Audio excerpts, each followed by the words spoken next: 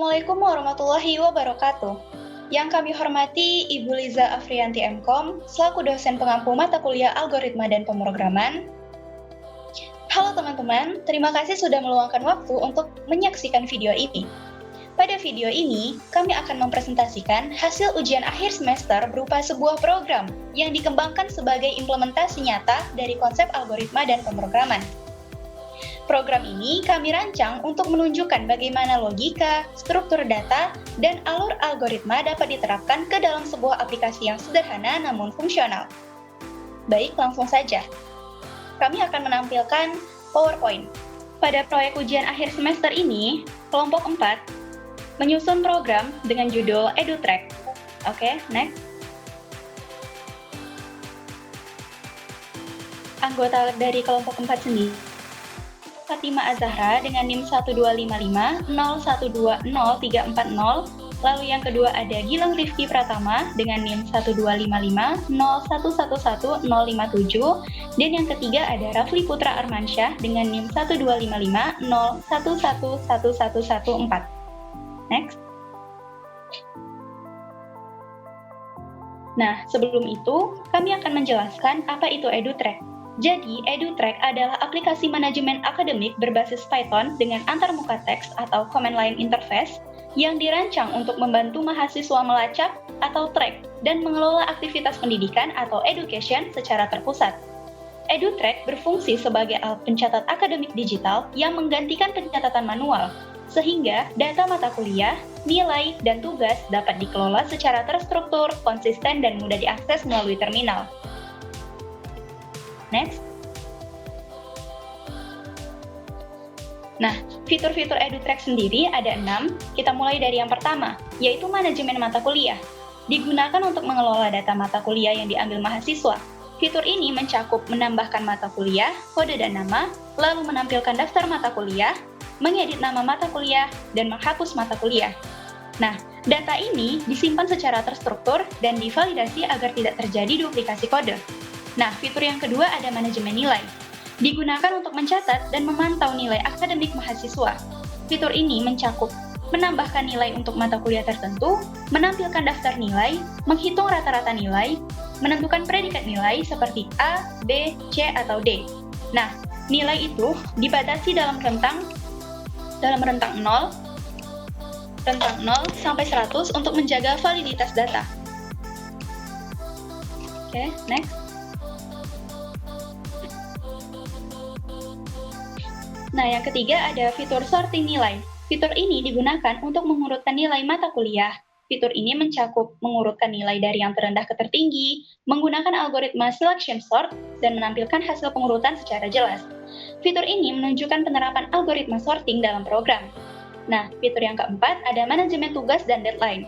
Fitur ini digunakan untuk mengelola tugas akademik beserta batas waktu pengerjaan. Fitur ini mencakup menambahkan tugas dan tanggal deadline, menampilkan daftar tugas, menandai tugas sebagai selesai, menampilkan status deadline seperti hari ini, besok, sisa hari, atau terlambat. Program ini menghitung sisa hari secara otomatis berdasarkan tanggal saat ini. Next.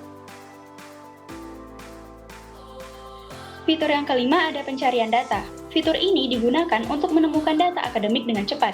Fitur ini mencakup pencarian mata kuliah berdasarkan nama, pencarian nilai berdasarkan nama mata kuliah. Nah, pencarian bersifat fleksibel dan tidak sensitif terhadap huruf besar atau kecil. Fitur yang keenam itu ada statistik belajar. Fitur ini digunakan untuk melihat ringkasan aktivitas akademik, seperti total mata kuliah, total data nilai, total tugas, persentase tugas yang telah selesai, dan nilai tertinggi dan nilai terendah. Fitur ini membantu pengguna mengevaluasi progres belajar secara keseluruhan. Next. Nah, di sini ada antarmuka interaktif berbasis CLI. Sebagai pendukung utama penggunaan aplikasi, fitur antarmuka ini meliputi menu bertingkat yang jelas, validasi input pengguna, animasi loading dan proses, tampilan rapi dan mudah dibaca, serta navigasi menu yang konsisten. Nah, itu dia fitur-fitur dari EduTrack. Selanjutnya, saya akan menampilkan algoritma dan pseudocode dari proyek kami. Nah, ini dia algoritma program dari EduTrack.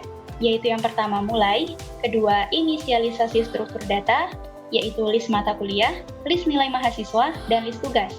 Nah, yang ketiga, tampilkan halaman pembuka.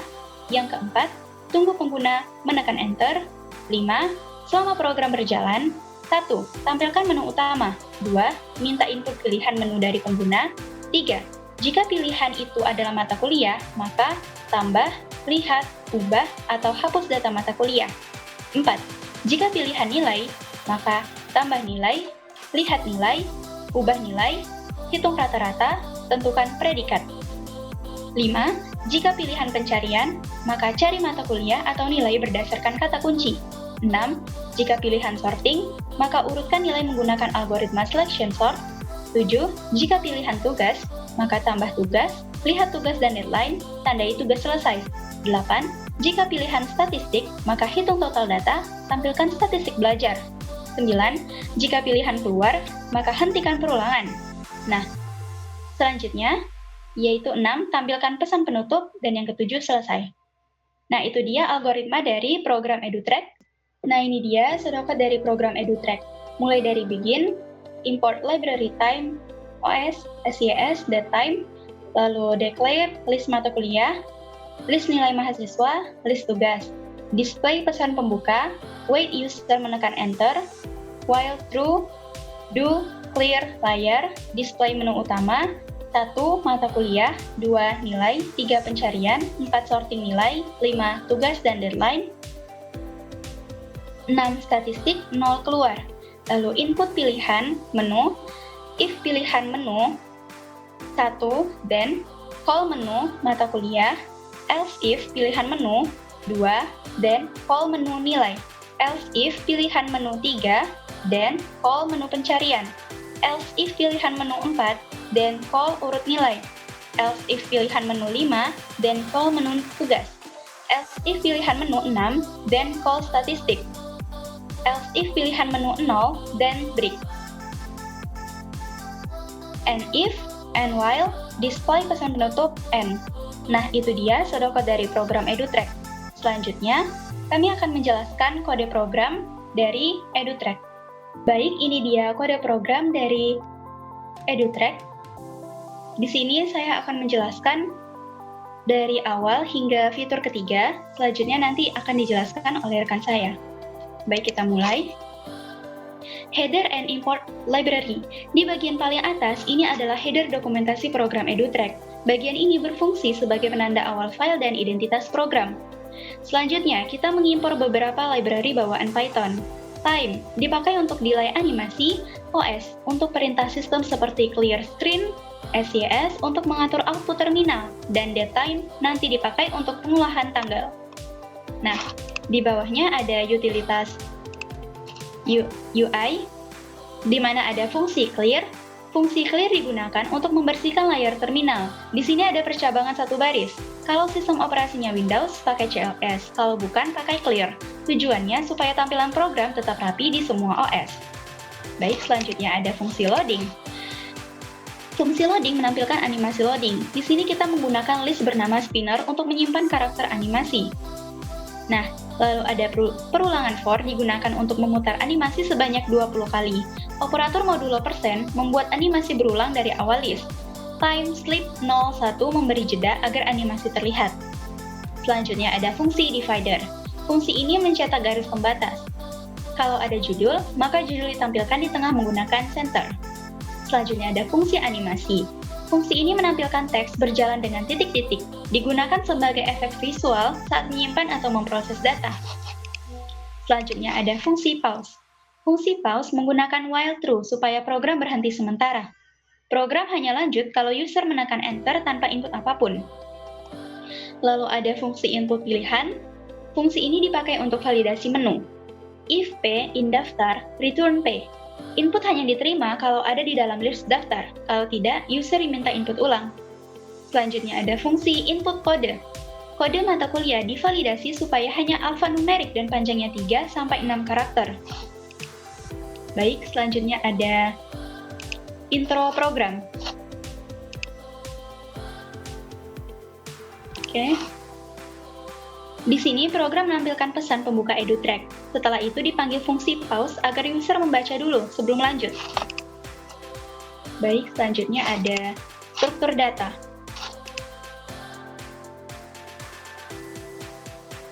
Oke. Mata kuliah, nilai mahasiswa, tugas. Nah, program menggunakan list global untuk menyimpan data. Setiap elemen berisi list dictionary. Struktur ini memudahkan pengelolaan data secara dinamis. Lalu kita masuk ke fitur mata kuliah. Yang pertama ada fungsi tambah mata kuliah. For MK in mata kuliah, if MK kode. Loop ini digunakan untuk mengecek duplikasi kode mata kuliah. Lalu ada if nama NO, C, is alpha, or C, for C in nama. Nama mata kuliah divalidasi supaya hanya berisi huruf dan spasi. Lalu ada while true, jam sama dengan input, jam masuk. Jam masuk validasi manual dengan pengecekan format hour dan month. Lalu try SKS in input, jumlah SKS divalidasi menggunakan try except agar input harus berupa angka. Lalu mata kuliah append, data mata kuliah disimpan dalam bentuk dictionary ke dalam list. Nah, selanjutnya ada fungsi lihat mata kuliah. If not mata kuliah, percabangan ini mengecek apakah data kosong. For MK in mata kuliah, ini digunakan untuk menampilkan semua mata kuliah. Selanjutnya ada fungsi edit mata kuliah. Ketemu sama dengan false. Variabel flag ketemu digunakan untuk menandai apakah data ditemukan. Lalu if p sama dengan 1, di mana user bisa memilih mau edit kode atau nama mata kuliah. Nah, selanjutnya ada fungsi hapus mata kuliah. Mata kuliah.remove MK, data dihapus langsung dari list menggunakan remove. Selanjutnya ada fungsi menu mata kuliah, yang dimana ada while true, di mana menu ini berjalan terus sampai user memilih kembali. If P sama dengan 1, tambah mata kuliah. Nah, percabangan ini digunakan untuk memanggil fungsi sesuai pilihan menu. Oke, selanjutnya kita masuk ke fitur nilai. Di sini ada fungsi tambah nilai. If not mata kuliah, nilai tidak bisa ditambahkan kalau belum ada mata kuliah. MK, next. M for M in mata kuliah, if M kode sama dengan kode non. Di sini digunakan fungsi next untuk mencari mata kuliah berdasarkan kode. Lalu ada nilai mhs.append, di mana nilai disimpan sebagai dictionary yang berisi kode MK, nama MK, dan nilai. Selanjutnya, ada fungsi lihat nilai, di mana ini menampilkan seluruh data nilai dengan format tabel. Lalu ada fungsi edit nilai, di mana ketemu false digunakan sebagai penanda apakah nilai ditemukan, lalu itu nilai lama diganti dengan nilai baru. Nah, sampai di sini saya sudah menjelaskan bagian awal program dari EduTrack, mulai dari utilitas, struktur data, fitur mata kuliah, dan nilai. Selanjutnya, akan dilanjutkan oleh presenter berikutnya. Presenter berikutnya yaitu Rafli Putra Armansyah. Kepada Rafli dipersilakan. Baik, saya Rafli Putra Armansyah di sini akan menjelaskan 3 fitur selanjutnya dari program kami EduTrack. Langsung saja yang keempat, algoritma perhitungan menghitung rata-rata nilai dari list. Def rata-rata, loading, divider rata-rata nilai. Fungsi ini digunakan untuk menghitung rata-rata nilai mahasiswa. Pertama, program menampilkan loading dan judul. Terus, if not nilai mahasiswa, print belum ada nilai return. Jika list nilai mahasiswa kosong, maka fungsi dihentikan menggunakan return. R sama dengan sum, N nilai for N, in nilai mahasiswa, garis miring len nilai mahasiswa. Di sini menggunakan generator expression untuk menjumlahkan semua nilai, lalu dibagi dengan jumlah data. Print F rata-rata R.2F. Hasil rata-rata ditampilkan dengan 2 angka di belakang koma. Selanjutnya algoritma klasifikasi menentukan predikat berdasarkan rata-rata. Def, predikat, loading, divider, predikat. Fungsi ini menentukan predikat berdasarkan nilai rata-rata. R sama dengan sum N nilai for N, in nilai mahasiswa, len nilai mahasiswa. Perhitungan rata-rata dilakukan dengan cara yang sama seperti fungsi sebelumnya. P sama dengan A, if R lebih besar dari 85, LCB. If R lebih besar sama dengan 70, LCC. if R lebih besar dari sama dengan 60 LCD. Di sini digunakan nested ternary operator untuk menentukan predikat tanpa menggunakan F ilse panjang. Selanjutnya alur program untuk submenu pengelolaan nilai. Fungsi ini adalah submenu nilai menggunakan while true, menampilkan pilihan menu, menggunakan if elif untuk memanggil fungsi, tambah nilai, lihat nilai, edit nilai, rata-rata, dan predikat. Selanjutnya ada menu sorting. Fitur sorting nilai menggunakan fungsi selection sort. Data sama dengan ARR. List disalin terlebih dahulu agar data asli tidak berubah. For I in range, len data, min I sama dengan I. Loop pertama menentukan posisi awal nilai terkecil. For J in range I plus 1, len data if data J nilai lebih kecil dari data min I nilai. Loop kedua membandingkan nilai untuk mencari nilai paling kecil. Data I, data min I sama dengan data min I, data I.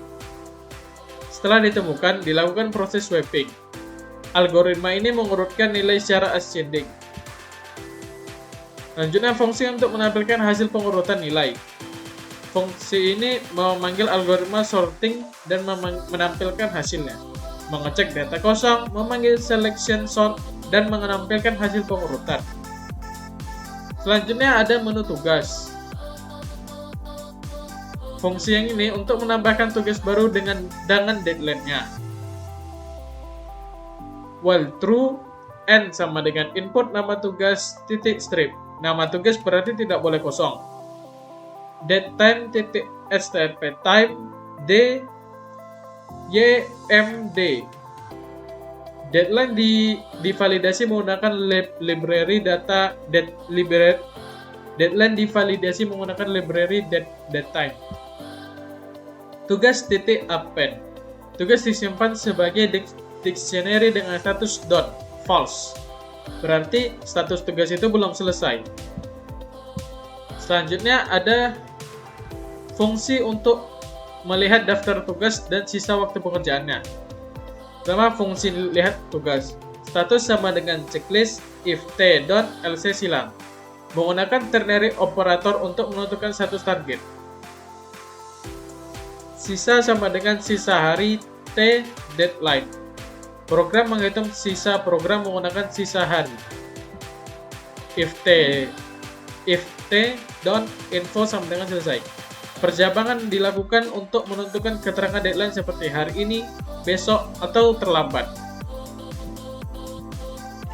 Selanjutnya fungsi untuk menandai tugas selesai. Untuk mengubah yang false menjadi true. If t tugas titik lower sama dengan n titik lower. Perbandingan dilakukan tanpa memperhatikan huruf besar ataupun kecil. T don't sama dengan true. Status diubah menjadi selesai yang sebelumnya false. Kemudian algoritma perhitungan waktu menghitung selisih hari antara sekarang dan deadline. Return batas strip hari ini titik days. Fungsi ini menghitung selisih hari antara tanggal sekarang dan deadline. Kemudian fungsi menu tugas, alur program untuk submenu pengelolaan tugas. Submenu tugas mengatur fitur tambah tugas, lihat tugas, dan tandai selesai. Selanjutnya ada menu statistik. Fungsi statistik untuk merangkum seluruh data yang ada. Len dalam kurung mata kuliah, len dalam kurung nilai mahasiswa, len dalam kurung tugas. Menghitung total data menggunakan fungsi len. Selanjutnya selesai sama dengan 1 for t in tugas if t don't. Menggunakan generator expression untuk menghitung tugas yang selesai. Max nilai, min nilai. Menampilkan nilai yang tertinggi dan nilai yang terendah. Selanjutnya ada menu pencarian. Fungsi yang pertama cari mata kuliah dan cari nilai. Fungsinya ada cari mata kuliah dan cari nilai. hasil sama dengan MK for MK in mata kuliah if K in MK nama titik lower. Pencarian dilakukan menggunakan linear search dan list comprehension. Pencarian bersifat case insensitive. Selanjutnya ada fungsi menu cari. Submenu ini mengatur alur pencarian mata kuliah dan nilai. Terus yang terakhir, menu utama dan menu penutup. Ini adalah pusat kontrol seluruh program, menggunakan while true, menghubungkan semua fitur mata kuliah, nilai, pencarian, sorting, tugas, dan statistik. Elif P sama dengan 0, titik break. Program berhenti jika user memilih keluar. Terus yang terakhir, memanggil fungsi menu utama untuk memulai eksekusi menu. Dan yang terakhir ini akan memunculkan pesan penutup program, print session ended. Terima kasih telah memakai EduTrack hari ini. Semoga harimu ringan dan belajarmu lancar. Sampai bertemu kembali. Nah, sekian penjelasan kode program EduTrack kami. Selanjutnya kode program ini akan dijalankan oleh rekan saya Gilang Rifki Pratama. Sebelum masuk ke dalam kode program, saya akan menjelaskan flowchart-nya terlebih dahulu. Di sini kami menginisialisasi 3 variabel. Yang pertama, variabel mata kuliah. Mata kuliah sendiri berfungsi untuk menyimpan data-data dari mata kuliah, baik nama, jumlah SKS, jam, dan lain-lain. Terus di nilai mahasiswa, ini berfungsi menyimpan nilai-nilai dari mahasiswa. Tugas juga sama seperti itu. Baik, kita ambil contoh satu di fitur tambah mata kuliah. Nah, di fitur tambah mata kuliah ini, pertama saya minta kepada user mau menu apa. Kalau dia menu 1 alias tambah mata kuliah, dia akan ke kode mata kuliah, input kode mata kuliah. Di sini saya menginisialisasi kalau indeks itu dimulai dari 1, duplikat itu false. Lanjut di sini dilakukan pengecekan apakah kode yang diinput tadi sudah ada di dalam variabel atau belum. Nah, kalau dia udah ada, maka akan muncul mata kuliah sudah ada. Akan tetapi jika tidak, dia akan lanjut meminta nama mata kuliah. Setelah diminta mata kuliahnya, dia akan dicek lagi mata kuliah ini sudah ada atau belum di dalam variabel. Nah, jika semua kondisi terpenuhi, baru dia akan diminta masukkan jam mata kuliah, masukkan jumlah SKS. Nah, baru disimpan di dalam variabel mata kuliah tadi. Lanjut ke lihat mata kuliah. Di sini kalau mata kuliahnya 0 alias belum ada, dia nggak akan menampilkan, tapi dia menampilkan mata kuliah apapun. Tapi dia kalau udah ada, dia bakal menampilkan nih mata kuliah yang ada. Dia akan ngeloop terus dari indeks pertama hingga indeks terakhir yang ada di dalam variabel tersebut. Terus ada edit mata kuliah. Di sini user diminta untuk memasukkan kode mata kuliah. Terus dicek kode mata kuliah itu ada atau tidak ada. Kalau tidak ada, dia maka akan muncul kode mata kuliah tidak ditemukan. Tapi kalau ada, dia akan lanjut nih ke dalam menu edit. Ada edit kode, edit nama, edit jam, edit SKS, dan kembali. Kita ambil contoh satu, edit kode. Nah, di sini user diminta masukkan kode baru. Ketika kode baru sudah didapatkan, dia akan dicek apakah kode baru ini udah ada atau belum. Kalau belum, maka dia akan disimpan. Tapi kalau udah ada, maka akan muncul peringatan kode sudah digunakan. Begitu pula dengan fitur tambah nilai, tambah tugas. Hanya saja terdapat perbedaan pada penamaan variabelnya saja. Lanjut ke fitur sorting nilai. Nah, di fitur sorting nilai ini,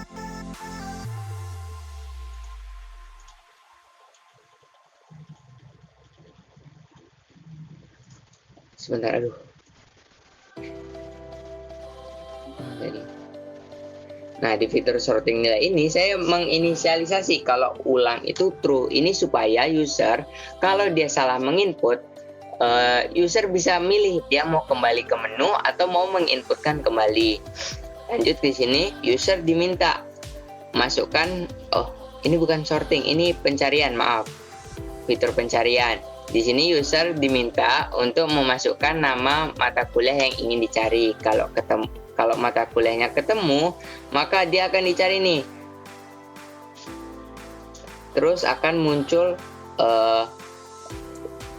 hasil-hasilnya, misal kodenya apa, namanya apa, jamnya, dan SKS-nya.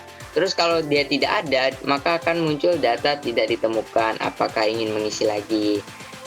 Dan saya memberikan fitur apakah ingin mengisi lagi juga ketika user sudah selesai ditampilkan hasilnya. Baik, selanjutnya adalah fitur sorting nilai. Nah, fitur sorting nilai ini ialah mengurutkan nilai mahasiswa dari yang terbesar hingga yang terkecil. Di fitur sorting nilai ini, titik krusialnya ada pada nilai mahasiswa buka kurung kotak J tutup kurung lebih kecil nilai mahasiswa J tambah 1. Kalau nilai kiri lebih kecil dan nilai kanan lebih besar, maka dia akan ditukar. Hasilnya nilai besar pelan-pelan naik ke depan. Setelah semua loop selesai, maka akan muncul yang terbesar hingga yang terkecil. Lanjut, ada fitur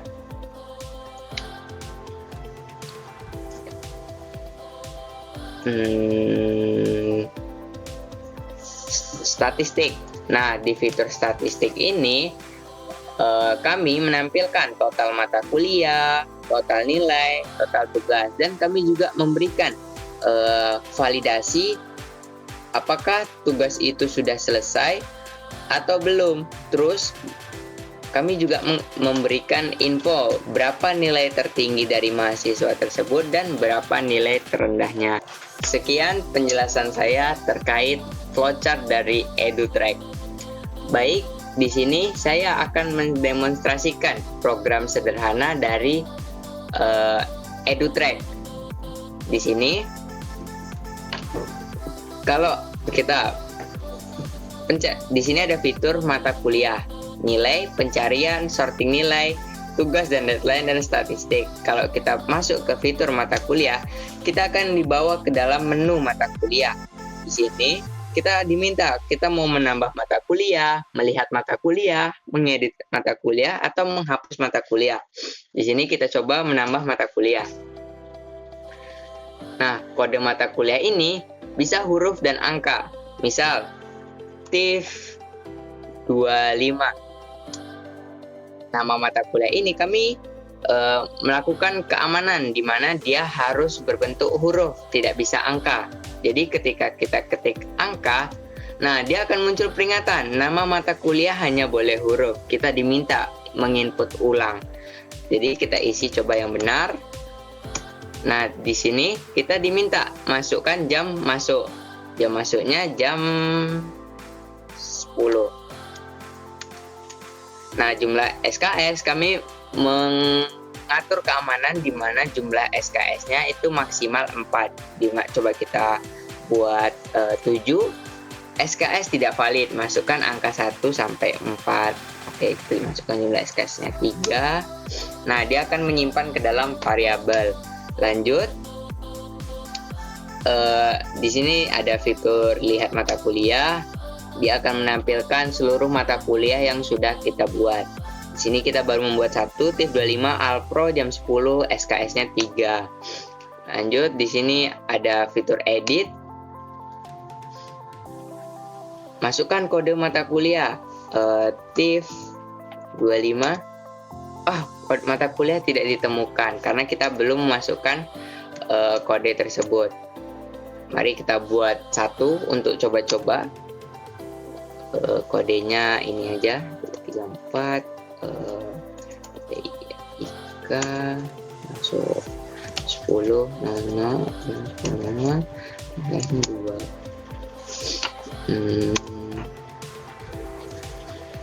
Nih, Nih, kita coba edit.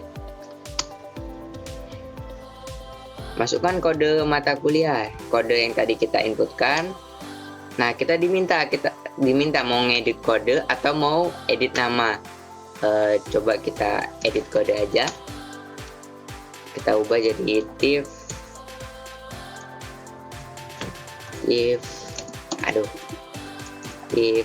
212 spasi ya. 212. Nah, dia akan memperbarui data. Ayo kita lihat di sini.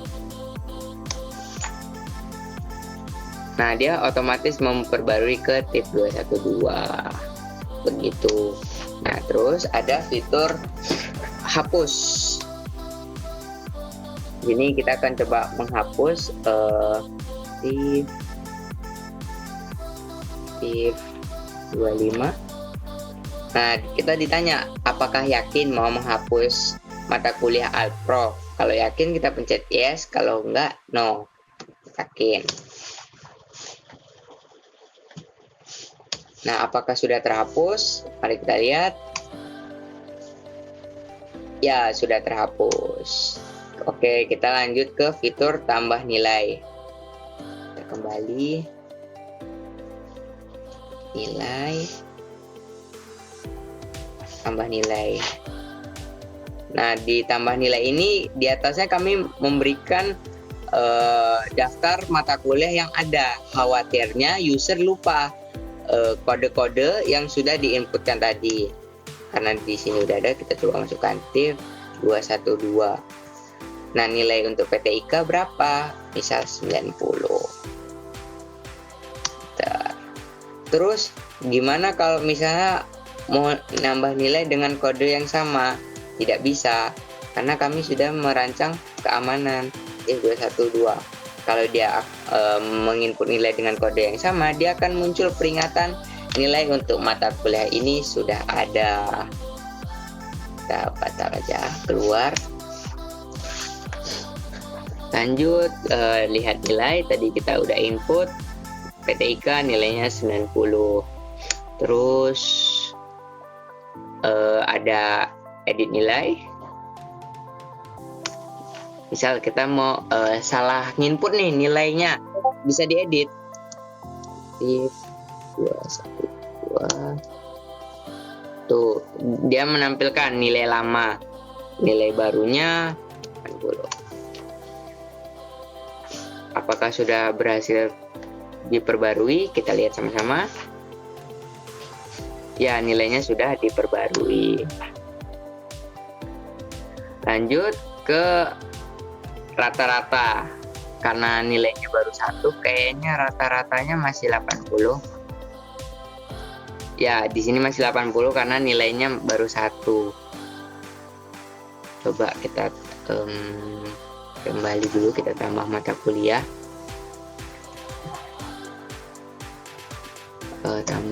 Tunggu sebentar ya. Tif 12.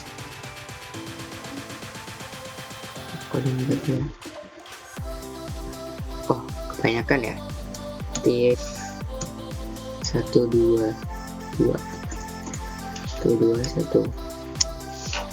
Nama mata kuliahnya Alpro. Jam masuk jam 10. 3.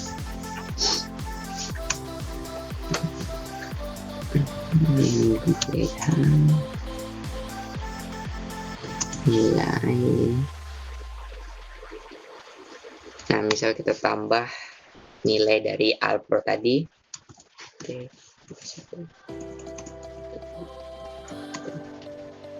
Misal 100. Bentar. Nah, kita coba lihat rata-ratanya karena udah ada 2 nilai, maka rata-ratanya 90. Bentar. Predikatnya harusnya A. Ya, predikatnya A karena nilai kita 90 rata-ratanya. Lanjut ke fitur sorting nilai. masuk ke fitur sorting nilai, dia akan muncul PTIK 80, Alpro 100. Lanjut di nomor 5, tugas dan deadline. Kita akan menambah tugas ya. Nah, tugas ini kami tidak mengaitkan dengan mata kuliah yang ada, karena kami berpikir kalau di sini tuh bisa menambahkan tugas-tugas di luar kuliah gitu. Misal kayak lab school, tugas lab school atau tugas organisasi gitu. Jadi kami membuat di sini tidak terikat dengan mata kuliah. Misal nama tugasnya membuat deadline-nya tahun 2026. Oh, sorry 2026 slash 01/10. Nah, dia akan menyimpan. Coba kita lihat ya. Dilihat. Nah, nih membuat paper deadline 2026 bulan 1 tanggal 10, 13 hari lagi. Di sini ada tanda silang, artinya tugasnya belum selesai. Coba kita tandain selesai. 3 tandain selesai. Daftar tugas membuat paper. Ketik nama tugas yang ingin kita selesaikan. Misal kita mau menyelesaikan membuat paper. Kita cek apakah tugasnya sudah selesai. Tuh, tugasnya sudah selesai. Ada centang di sini. Oke. Kita kembali ke menu statistik. Menu terakhir nih. Kita lihat statistik kita. Nah, di sini akan muncul total mata kuliah yang ada, total nilai, total tugas, progres tugas, nilai tertinggi, dan nilai terendah. Sekian mungkin yang dapat saya sampaikan terkait demonstrasi dari program sederhana EduTrack kami.